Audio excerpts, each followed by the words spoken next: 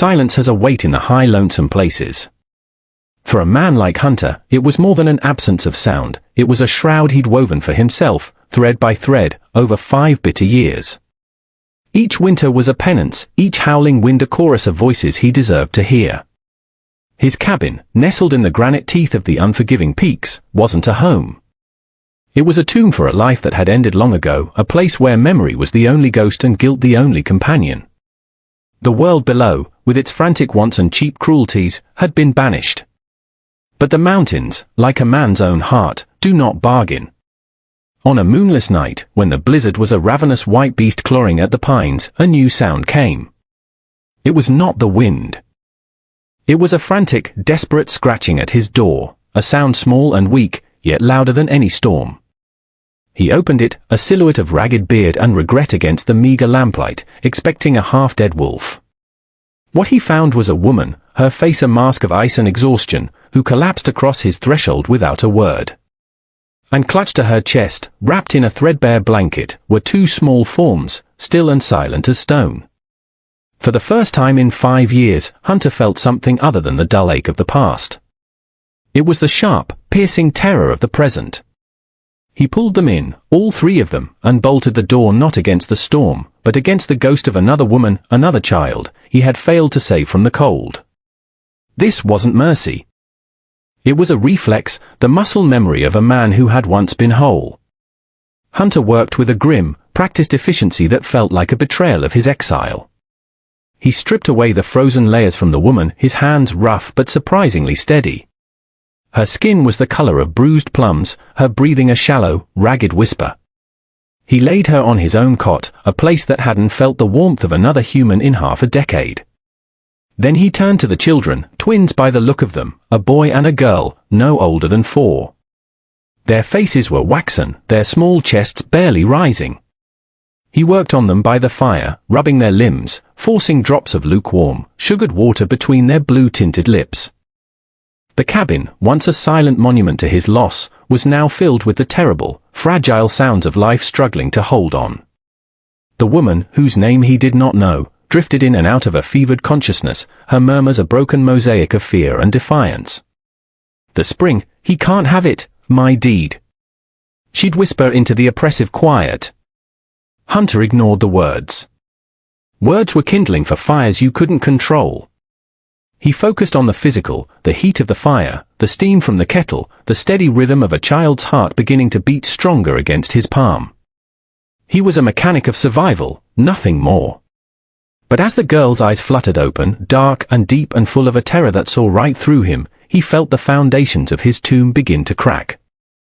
He was no longer just a keeper of ghosts. He was a jailer, and 3 living souls were now trapped inside with him. The blizzard raged for 3 days, sealing them in a world of white. It was a purgatory. Inside, a fragile truce with death was being negotiated. The woman, Ilara, woke on the 2nd day, her fever broken, her eyes clear but haunted. She said little, her gratitude a silent, heavy thing that sat between them in the cramped space. The twins, Leo and Maya, recovered with the astonishing resilience of the young. They explored the one-room cabin with wide, solemn eyes, their world shrunk to the confines of Hunter's grief. A dead man's world, now cluttered with the small artifacts of childhood. A pinecone placed carefully on a stack of books. A smear of soot on the floorboards from a curious finger. One morning, Maya, with a piece of charcoal from the hearth, drew a shaky circle on a loose plank near the fire. A son, she whispered, for a world that had none. Hunter saw it and felt a phantom ache, a memory of a smaller hand, a different drawing, a different life. He said nothing, turning back to sharpening his skinning knife, the scraping of steel on stone the only language he trusted. But the silence had changed. It was no longer empty. It was filled with the soft patter of small feet, the murmur of a mother's lullaby, the unspoken question in Ilara's gaze. He was a mountain that had stood against the wind and ice for years, but now a single seed of life had found a crack in his stone face, and a root was beginning to grow. When the snows finally relented, the world outside was blindingly white, pristine, a lie of purity covering a landscape of brutal truths. They were low on flour and salt, and the children needed milk. Hunter knew he had to go down. To Blackwood's Gulch. The name itself felt like a stone in his gut. He hadn't set foot in the town in 2 years, a place run by a man as dark as his name, Silas Blackwood. Before he left, Ilara pressed a few coins into his hand. "For the trouble," she said, her voice quiet but firm. He looked at the meager offering, then at her proud, defiant face, and simply nodded, the gesture feeling more significant than any words he could have spoken. The town was just as he remembered, a collection of false fronts held up by fear. The air was thick with a deference that bordered on servitude. Every storefront, from the mercantile to the land office, bore the Blackwood name. And there, nailed to the post outside the marshal's office, he saw it. A wanted poster. The ink was fresh, the drawing a cruel caricature of a woman's face. Ilara Vance, it read. Wanted for arson and theft. Burned her own homestead for profit. Dangerous. Hunter felt a cold, familiar rage coil in his stomach. He saw the townsfolk glance at the poster, then quickly look away, their silence a form of complicity. He went into the mercantile, the bell above the door a tinny, cheerful sound in the suffocating quiet. He bought flour, salt, coffee, and a large tin of condensed milk. More than a lone man would ever need. The storekeeper, a man with fear-haunted eyes, said nothing as he bagged the items. But his gaze flickered from the goods to Hunter, and in that fleeting moment, a silent acknowledgement passed between them. A choice had been made. Returning to the cabin felt like coming up for air after being held underwater. The clean, cold scent of pine and snow washed away the town's stench of fear. Ilara was waiting by the window, a sentinel watching over her sleeping children. He placed the heavy sack on the table without a word and pulled out the poster, laying it flat between them. The crude drawing was an insult, a lie made of paper and ink. Ilara stared at it, her jaw tight, a single tear tracing a path through the grime on her cheek. Then, the dam of her silence broke. The story poured out of her, a torrent of injustice. She spoke of her husband, dead a year from fever, and the small parcel of land he'd left her, a place everyone thought was worthless rock and scrub. But it held a secret, a deep, year-round spring, the only one on the entire mountain. Silas Blackwood knew. He'd found out somehow. He offered her pennies for it, then threats. When she refused, he branded her a squatter, a nuisance. The fire hadn't been her doing, it was his. An act of erasure. He wanted to wipe us away, she whispered, her voice trembling with rage, not fear. He thinks if no one remembers we were there, it's the same as if we never existed. She then went to a small, hidden pouch she wore around her neck. From it, she pulled a folded, oilskin-wrapped paper. It was singed at the edges but intact. A deed. Her husband's name, her name, clearly written, the parcel legally recorded. It wasn't just paper. It was her truth. It was the one thing Blackwood's fire couldn't burn. Power like Silas Blackwood's is a jealous god. It demands absolute fealty and cannot abide even the smallest pocket of defiance. In his mind, Ilara Vance and her children were already ghosts, their story concluded by the fire he'd set. But ghosts, he was about to learn, have a way of returning. A week after the blizzard, a grizzled prospector, half mad from solitude and chasing a rumor of gold, stumbled upon Hunter's cabin. He was given a hot meal and sent on his way, but the image of a woman and 2 small children in the hermit's fortress stuck with him. Down in Blackwood's Gulch, a few mugs of cheap whiskey were enough to loosen his tongue. The rumor slithered through the saloon and found its way, as all things did, to the ears of Silas Blackwood. The news did not please him. It was an imperfection in his otherwise immaculate narrative of control. A loose thread that, if pulled, could unravel the entire tapestry of fear he'd so carefully woven. He didn't see a desperate woman and her children, he saw a living, breathing accusation. He saw the deed he knew she must still possess. He saw a threat not to his land holdings, but to the very foundation of his authority, which was built on the premise that his will was law, and his word was truth. He summoned his men, hired guns, and broken souls who fed on his scraps of power. Their task was simple: ride up to the mountain and extinguish the last ember of Elara Vance's existence. This was no longer about land. It was about making an example. It was about proving that in his kingdom, there was no resurrection. A change had come over Hunter. The shroud of apathy he had worn for 5 years had been torn away, and the man underneath was someone Elara did not know. He was a creature of purpose again. The haunted stillness was replaced by a lethal focus. He wasn't just surviving anymore, he was preparing. He spent an afternoon meticulously cleaning his rifle, the oiled clicks of the mechanism echoing in the quiet cabin. He laid out his cartridges, polished and deadly. This was a ritual not of a hunter of deer, but a hunter of men. He took Elara outside, into the stark, white silence, and pressed a small revolver into her hand. "The kick is hard," he said, his voice low and steady. "Don't fight it. Aim for the center. Don't stop until it's empty," she learned quickly, her fear forged into a cold resolve. Inside, the children watched. Leo, the boy, saw the rifle in Hunter's hands and the grim set of his jaw, and he understood more than he had words for. He began to shadow Hunter, his small face a perfect mirror of the man's seriousness. While Hunter scanned the tree line, Leo stood beside him, peering into the distance with a child's fierce loyalty. One afternoon, he found a sturdy branch and held it like a rifle, standing guard at the cabin door. Hunter saw the boy, a 4-year-old sentinel protecting his world, and for the first time, he felt the ghost of his own son not as a weight of guilt, but as a surge of protective fury. He was no longer just protecting these strangers. He was defending the very idea of a future that had been stolen from him once before. He would not let it be stolen again. The thunder came on a day with no clouds.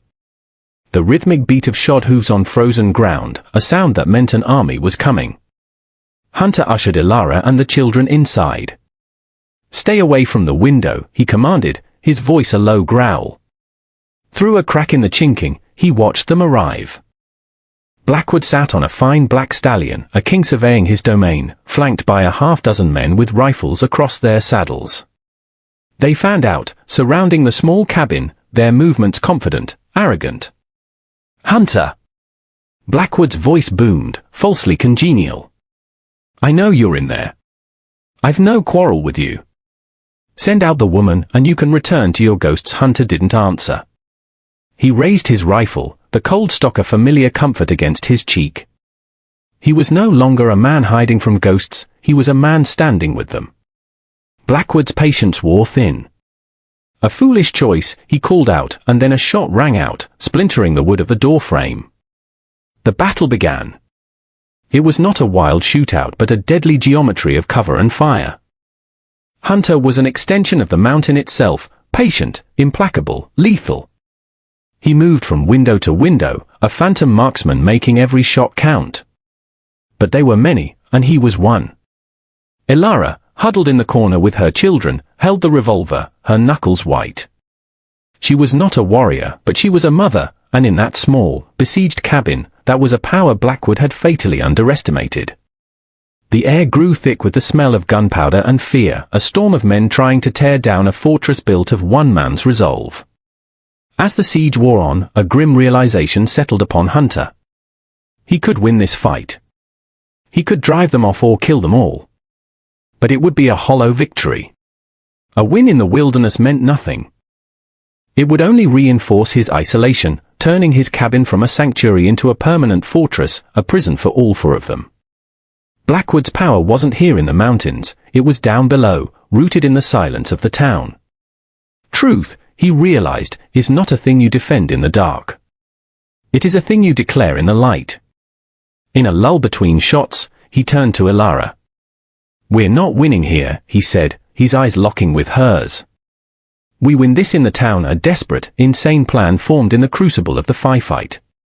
Using the last of his ammunition to create a furious barrage of covering fire from one side of the cabin, he guided Elara and the twins out the back, into the dense woods. Blackwood's men, their attention focused on the frontal assault, were caught by surprise. Hunter, Elara, and the children scrambled onto his sturdy pack mule, a creature as stubborn and resilient as its owner. They didn't flee deeper into the mountains. They rode down. They rode toward the heart of the beast. They emerged from the tree line and galloped into Blackwood's Gulch, a frantic, desperate cavalry charge of the wronged. They clattered to a halt in the center of the main street, just as Blackwood and his men, realizing the ruse, came thundering in behind them. Townspeople poured out of the shops, their faces a mixture of fear and astonishment. The stage was set. The confrontation in the street was absolute. On one side stood Silas Blackwood, the architect of the town's fear, his face contorted in a mask of fury, flanked by his paid guns. On the other stood Hunter, a man who had come back from the dead, his rifle held loosely but ready. Beside him stood Ilara, her children clinging to her legs, a small, defiant island in a sea of her oppressor's rage. "This woman is a criminal," Blackwood bellowed, pointing a shaking finger. "A fugitive from justice." But his authority, so absolute in the shadows, began to feel hollow in the stark light of day. It was then that Ilara stepped forward. Her voice, though not loud, carried with the clarity of truth across the silent street. "He lies," she said, and the simple declaration was a stone thrown into a still, stagnant pond. "He wanted my land. He burned my home. He tried to kill my children." Then she held up the singed, precious deed. "This is my proof. This is my truth." The townspeople watched, their faces unreadable. For years, their silence had been a currency they paid to Blackwood for a fragile peace. Now, they were being asked to choose. It was the storekeeper who moved first, stepping slightly away from the wall of his mercantile. Then a blacksmith. A mother. A small but profound shift in the human landscape. A deputy, a young man who had ridden with Blackwood, looked from the deed to his employer's enraged face, and the certainty in his own eyes began to crumble. Blackwood saw the tide turning. He raised his pistol toward Ilara. But before he could fire, Hunter's rifle was at his shoulder, its aim steady and final. "It's over, Silas," Hunter's voice cut through the tension. And in that moment, everyone knew it was true. Power built on lies is a house of cards, and the slightest breath of truth can bring it all down. A new homestead rose from the ashes of the old, its foundation sunk deep into the earth beside a spring that bubbled with clear, constant life. The community, freed from the chokehold of Blackwood's rule, came together to build it. They were no longer a town of silent spectators but a community forged in the fire of a shared stand. Hunter was there, his hands, once used to the